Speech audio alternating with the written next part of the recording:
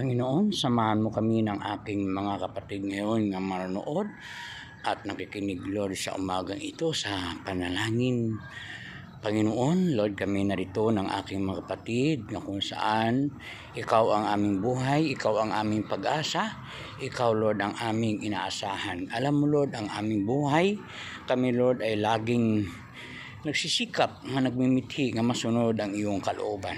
At naniwala kami, Lord, nga ang iyong pangako ay tapat sa lahat ng taong naniwala sa iyong kapangyarihan.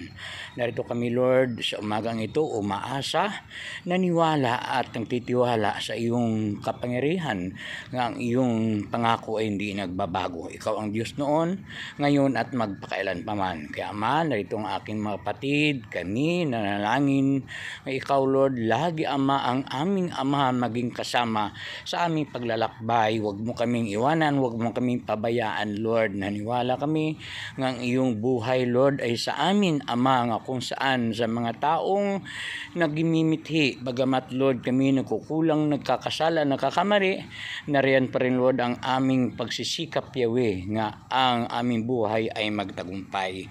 Panginoon, huwag mo kaming pabayaan. Tulungan mo kami sa lahat ng oras, sa lahat ng panahon, Panginoon, upang kami, Lord, ay magtagumpay at magamit mo po kami, Lord, sa paglawak ng iyong karian dito sa daigdig. Samahan mo po kami at laging turuan, palakasin, Lord, sa iyong mga salita nga nagbibigay ng buhay at pag-asa sa amin. Kaya sino man, Lord, ngayon ang nanoon, nakikinig ng hina na lupaypay, na walaan ng pag-asa sa buhay, Lord, muli mo kaming, Ama, palakasin, Lord, muli mo kaming gamitin upang, Lord, makatulong kami sa paglawak ng iyong karian. Naniwala kami ng Diyos nga aming sinasamba, Diyos na buhay, Diyos na mga pangyarihan sa lahat, at Diyos na kailanman ay hindi kami tatalikuran sa gitna ng laban ng aming buhay. Salamat sa umagang ito nga naniwala kami saan man dako ang aking mga kapatid, anuman ang oras sa kanila, Lord, tanghali, hapon, madaling araw,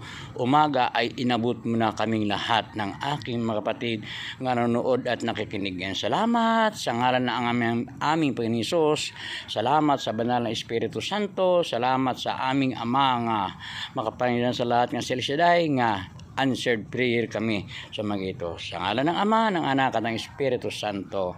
Amen. God bless.